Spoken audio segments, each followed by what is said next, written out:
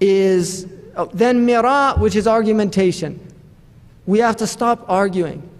Argumentation has no benefit in this deen, none. Imam Malik would leave when there was argument. If people start arguing, and somebody, I'll tell you, and I'm just starting to get, people have to realize, if somebody has studied the deen for several years, and you have not, you cannot argue with that person, even if you disagree with them, because you do not have the requisite information to argue with that person. Argumentation is something that is makruh amongst the ulama, but it's haram amongst the awam, according to the ulama. And this is why Imam al-Ghazali said, leave knowledge to the ulama.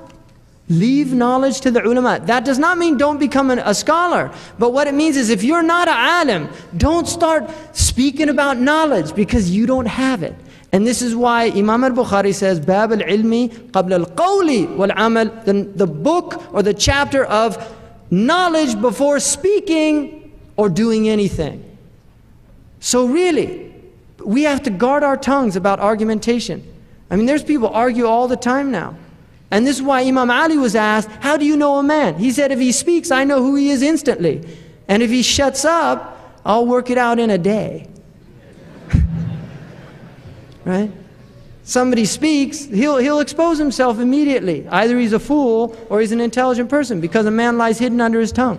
So we have to learn our place in the world. This is part of adab.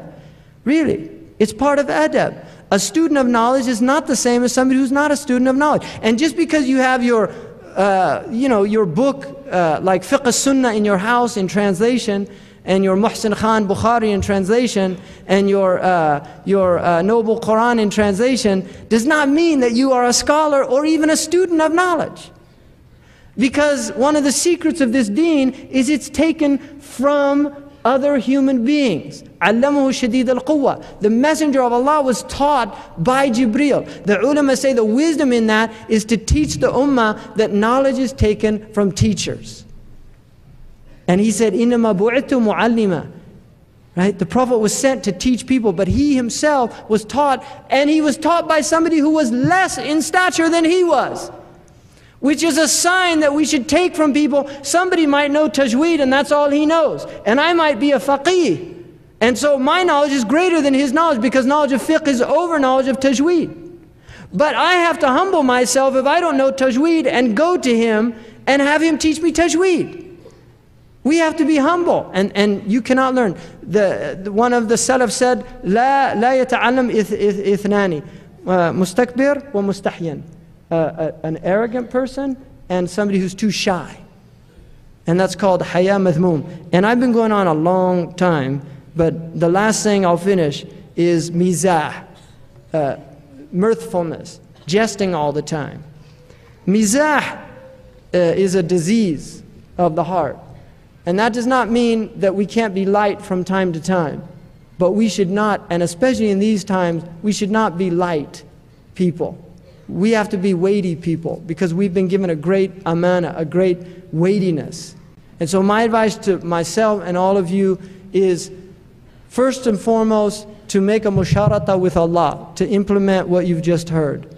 Really, and I'm making this with Allah subhanahu wa ta'ala. We should make a serious effort in learning these things. We're living in dark ages, but we've been given the light of Islam. And I'll tell you something, one of the most powerful realities of this deen is it never leaves you without guidance, ever.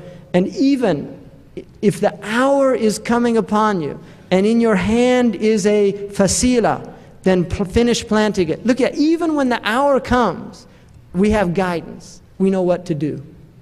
When the Titanic goes down, and I think it's going down, I could be wrong. We want to bring lifeboat. We want to bring the lifeboat of Islam. And we want to, come on board. There's plenty of room, right? Seriously, come on board. It's going to be tight, but hey, we've been to Mecca. We know what tight's like. It's no problem. We can be patient. Come on board. There's water, there's biscuits, not much, right? We look pretty pathetic right now, but it's a lifeboat.